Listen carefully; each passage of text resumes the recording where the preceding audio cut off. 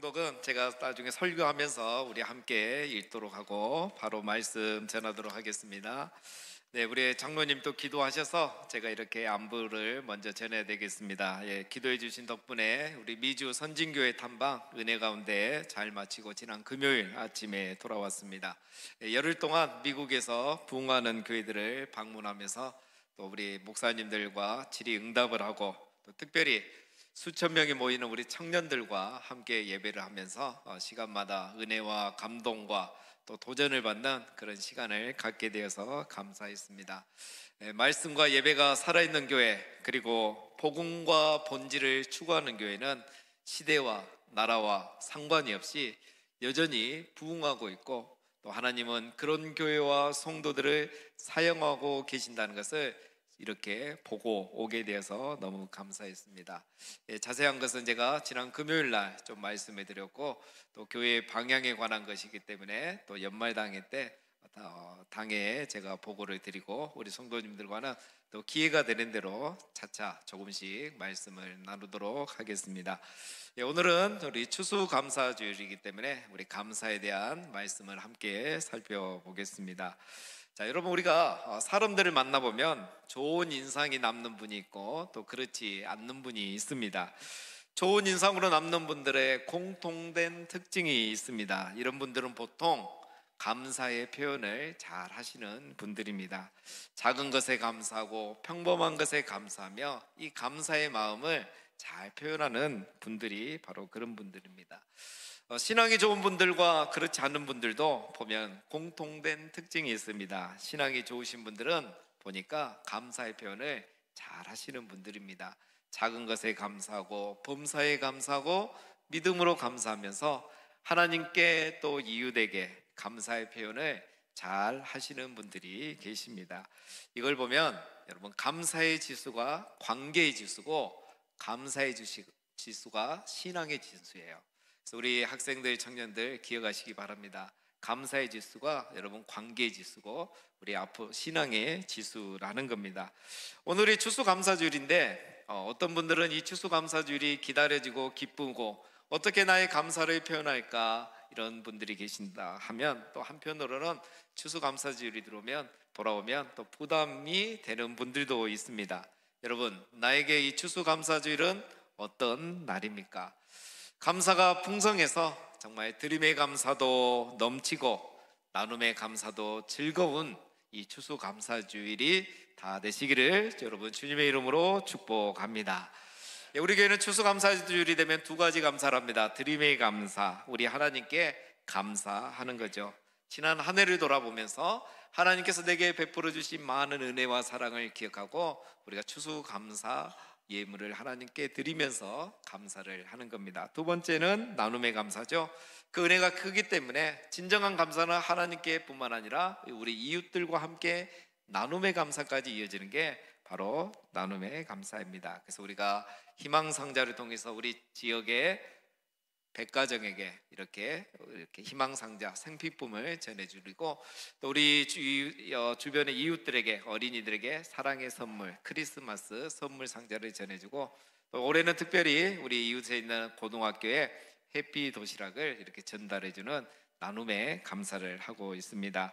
여러분, 우리가 이렇게 드림의 감사와 나눔의 감사를 하는 것은 성경적인 가르침에 따른 것입니다. 진정한 감사는 하나님께는 드림으로 또 이웃과 나눔으로 하는 것이 감사의 완성이기 때문입니다. 여러분, 이런 감사가 오늘도 우리 모두에게 충만하시기를 주님의 이름으로 축복합니다.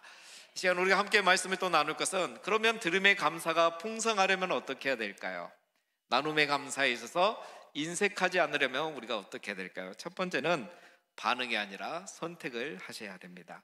불평하는 사람들은 보면 감정적인 반응을 하고, 늘 감사하는 사람을 보면 의지적인 선택을 합니다. 여러분, 감사는 반응이 아니라 선택이고 결단입니다. 우리가 반응만 하니까 감사를 못하는 거예요. 감사는 자동적인 반응이 아니라 의지적인 선택이고, 수동적인 반응이 아니라 능동적인 선택이고, 감정적인 반응이 아니라 적극적인 선택인 겁니다. 우리가 좋은 상황에 반응만 한다면 범사에 감사할 수가 없죠. 그러나 모든 상황 속에서 감사를 선택하면 범사에 감사할 수 있는 것입니다. 여러분, 환경이 좋을 때만 반응하면 어떻게 범사에 감사하겠습니까? 환경에 그냥 반응만 하면 범사에 감사할 수가 없죠. 환경이란 것은 나쁠 때도 있고 또 상황이란 것은 안 좋을 때도 있지 않습니까? 그럴 때 우리가 수동적으로 반응하고 감정적으로 반응하면 원망과 불평밖에 할 것이 없는 겁니다. 사랑하는 여러분, 모든 상황 속에서 감사를 선택하시기를 바랍니다. 그래서 우리가 범사에 하나님께 감사하실 수 있기를 바랍니다. 오늘 우리 중고등부 또 우리 대학 청년부 학생들 정말 멋진 찬양과 율동, 정말 우리 예배가 살아나는 것 같습니다. 자주 초청하겠습니다, 여러분. 예. 여러분들 그 부모님의 사랑과 관심에 여러분도 감사를 선택할 수 있어야 돼요.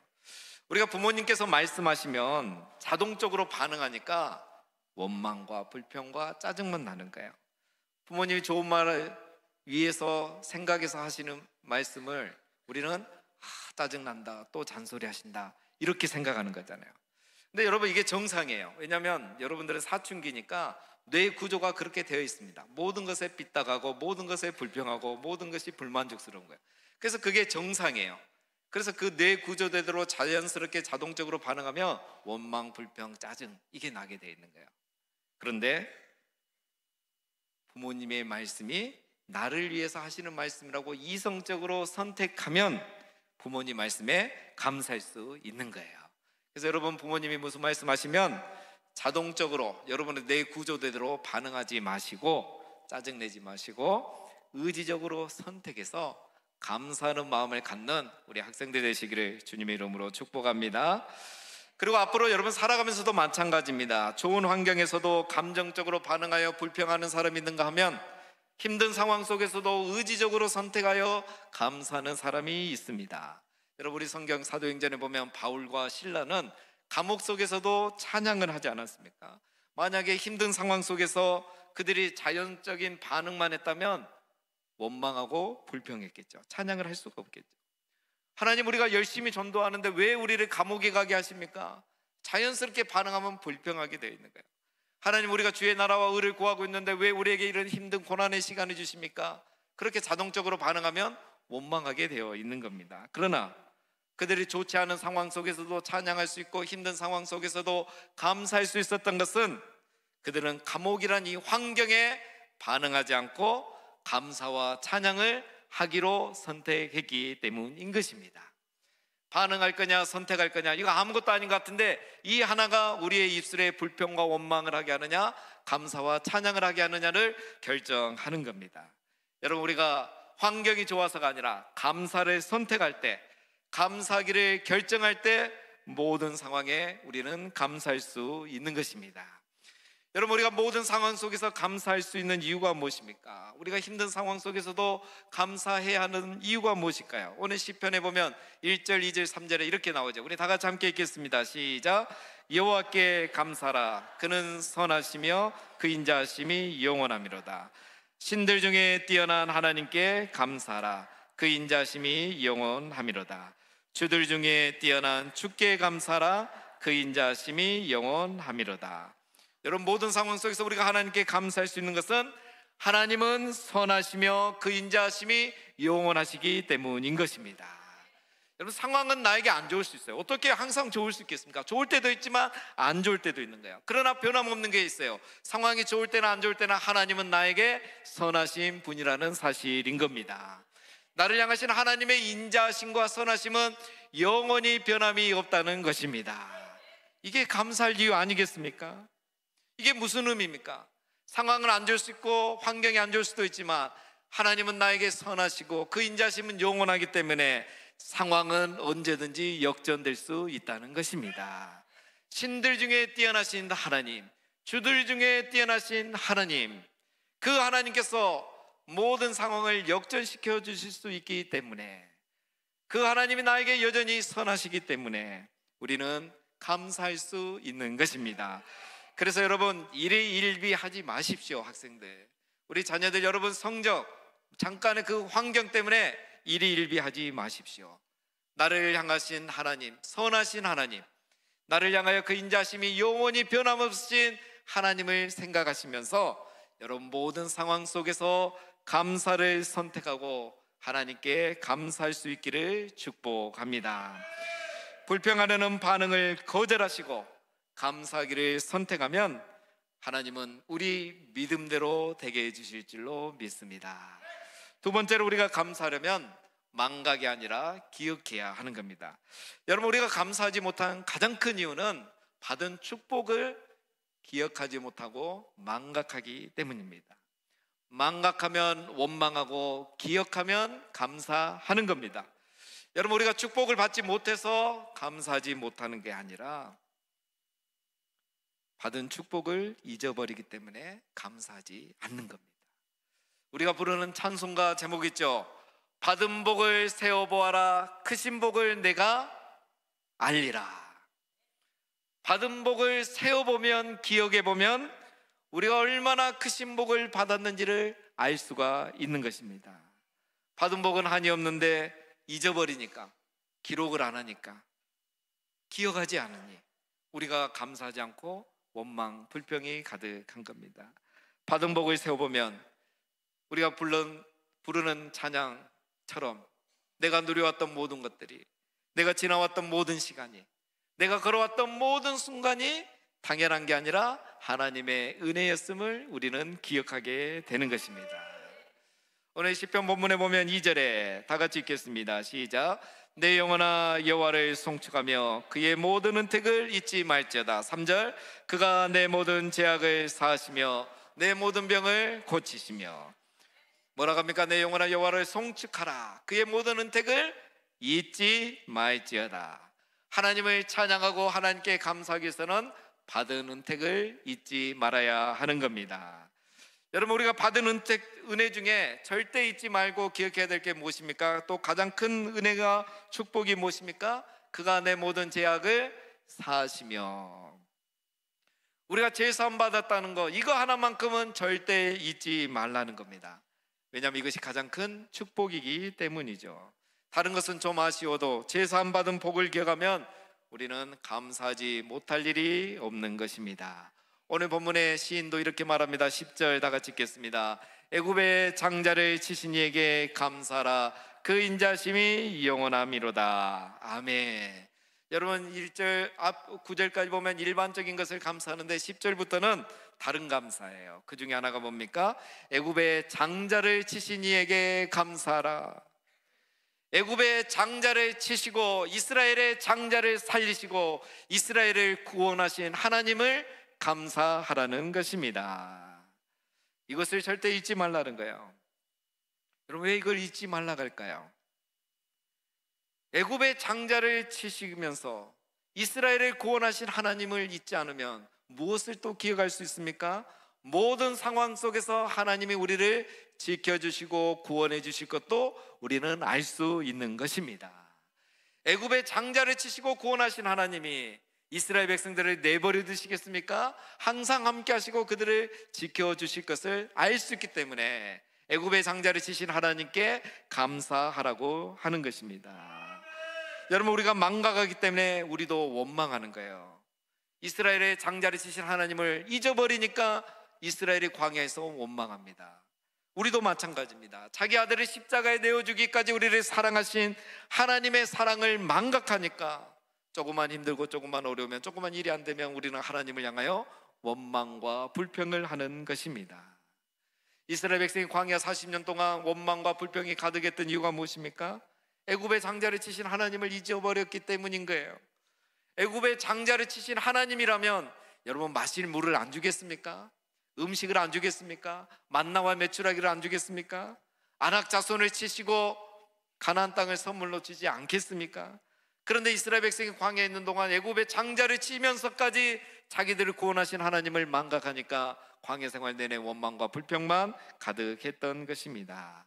사랑하는 우리 성도님 여러분, 애굽의 장자를 치시고 우리를 구원하신 하나님, 원수의 머리를 치시고 우리를 구원하신 하나님, 그 하나님이 모든 상황 속에서도 우리를 지키시고 구원하실 것을 기억하시고 감사하시기를 바랍니다. 마지막으로 우리가 하나님께 감사하기 위해서는 오해가 아니라 해석을 해야 합니다. 하나님을 오해하지 마시고 믿음으로 해석하시기를 바랍니다. 우리가 하나님을 오해하니까 원망하는 거예요. 하나님을 이해할 수 없을 때가 많지만 그건 당연한 거지만 그렇다고 여러분 하나님을 오해하지 마시기 바랍니다. 우리는 하나님을 이해할 수 없다고 해서 하나님을 오해하고 하나님께 원망할 때가 너무 많습니다. 여러분 하나님을 이해한다는 것 자체가 사실 어려운 거 아닙니까? 우리는 유한한 존재이고 이 한 시간에 살고 이 제한된 공간에 사는 존재이잖아요. 그런데 하나님은 영원에 사시는 분이고 영원에 계신 분이고 무소부지하시는 그런 하나님이시잖아요.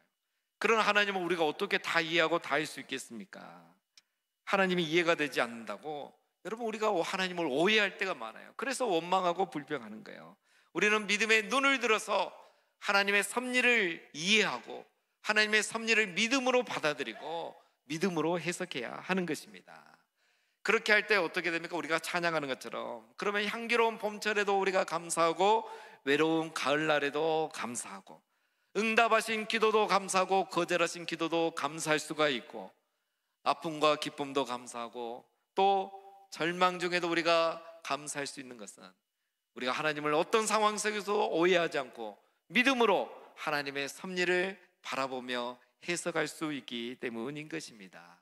오늘 시인은 보면 어떤 감사를 하냐면 5절 우리 다 같이 함께 읽겠습니다. 지혜로 하늘을 지으신 이에게 감사라 그 인자심이 영원함이로다. 하늘을 지혜로 지으신 하나님께 감사라. 이게 무슨 말일까요 여러분? 이런 감사해 보셨어요 우리 학생들? 이게 무슨 감사겠어요?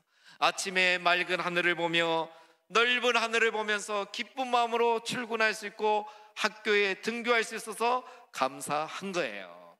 저녁에는 해가 지는 석양 노을을 보면서 마음의 평안을 얻으면서 하루의 모든 피로와 스트레스를 다 잊어버릴 수 있어서 감사한 겁니다.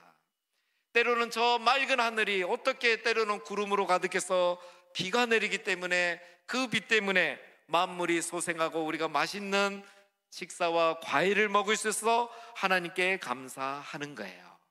그게 바로 하나님의 지혜로 하늘을 지으신 그것을 기억하고 해석하고 감사하는 겁니다.